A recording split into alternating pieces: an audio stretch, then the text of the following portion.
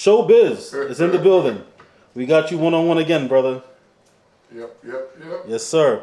And also, I noticed on Facebook you're known as Dr. Love. Sir, I plead the fifth in that one, sir.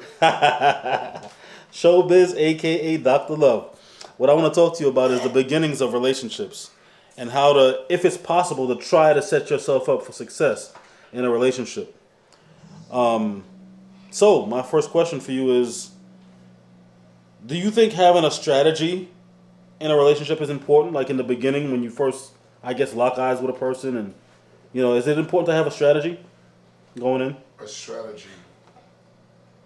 I don't think it's important having a strategy in going into a relationship. It's not a contract. But I believe getting to know somebody, interviewing them, knowing different things about them, likes about them, studying them, understanding them, more than anything. Strategy is something like you going in to take over a company. What is your strategy? What can you bring to the company? This is not it's an interview to me when getting to know someone, but as far as having a strategy, no. But some people, I'm using the word strategy, but I'll give you an example of what I'm talking about. What to say, what to reveal in the beginning. Nobody's going to tell their deepest, darkest things right off the bat. Why not? Do you think people do that generally? They show you who they are exactly right away? A lot of people. Great example, we went to the strip club for my birthday, what the girl said. She's a single mother, she's trying to go to school, trying to pay for all her bills, can we help her out?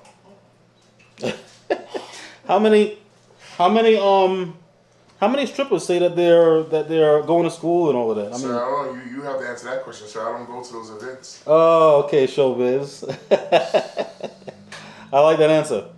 Okay, so you know what? I'll move on from that one, and we'll go into how important is honesty in the beginning. Now, when I say honesty, we just touched on it, but, when you're first meeting somebody in the beginning, how much truth are they owed in the beginning? Wow, that's a great question, Steve. How much honesty is owed in a relationship based on how much you give and how much he gives you? But you have to understand what role you play in that person's life before you even start giving that honesty. Before you start telling your true, your personal, your private. It goes many directions. Yeah, because it could be a fluke relationship. It could be something where, you don't know where it's going to go, and then by the time you really see, okay, wait a second, this is getting serious, I may as well tell this person that, look, I'm still really legally married, but I'm separated, and I didn't know we was going to go too far, so I didn't want to tell you that right off the bat, but this is what's going on, and I really want to be with you, We're not jumping off the bridge in a relationship. It's two things as adults. You know what you want to ask a person, you know what a person's going to give you or ask you. As far as I'm single, I'm in a relationship, I don't know where I'm going to be with you. Let's take it day by day. Let's take it step by step. You don't know what tomorrow brings. You don't know what the 10 minutes bring. You can spend $500 at Yard House having a great dinner and get a kiss when you drop her off home. You don't know nothing about where she lives at. Yeah, very true. Very, very true, brother. And that brings me to my next question. Is there such thing? I had a good friend tell me a while ago that I was setting the bar too high in a relationship. Do you think there's such thing as setting the bar too high as far as when you start on a relationship, spending too much money on the person, or from a female perspective, giving up the pussy too early or doing certain things for them too early? Is there such thing as setting the bar too high? Every day. Every day. Why don't you buy a soda when she's been drinking water? Why don't you buy a Chinese food when she likes pizza? See, but listen, Showbiz, that's also a little strategy too. So it's not a strategy. I would not take you out of an environment that you are not ready for. I would not take you somewhere that you're not ready for. I would not take you to a seafood place if you don't eat red meat. Oh, okay. I guess you're right on that one. Okay, so moving on to the next question. How long do you really think that it takes to get to know a person?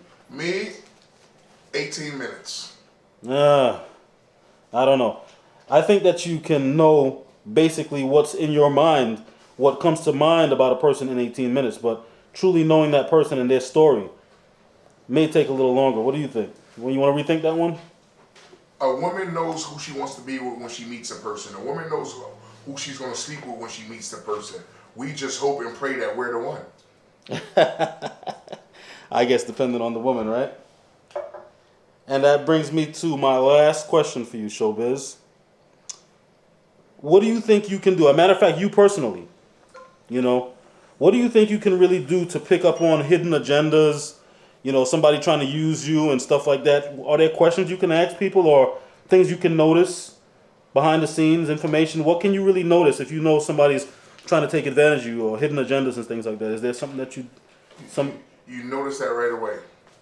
Go into a relationship or go somewhere broke, and you'll find out a lot about a person. Play the I don't have it role. Go drive an old Buick truck wearing dirty boots, and then see how a person responds on how you dressed, on what you spending, who you coming around, who you bringing around, and that will tell it all. But as far as treating somebody every day to 300 meals, it would never happen. Do you think that would actually be sabotaging the relationship though? Dressing like that or saying you don't have the money and stuff like that? Why start something that you can't continue doing? Very true. That brings me back to my friends, thing telling me like, don't set the bar too high. You went into the dealership, you knew you couldn't afford the car or the maintenance, but you still forced yourself to buy it. Now the car's starting to give you problems, and there's only one dealership that you can take it back to. You're frustrated. You want to get rid of the car. You're crying every day. Don't cry. Dry your eyes. Here comes Creep-Lyfe. Yo, I appreciate that, Showbiz. And we're hearing this from the male perspective. Dr. Love, Showbiz. Please go and subscribe to our channel. Showbiz, I appreciate it. It's always a pleasure, sir. All righty. Yes, sir.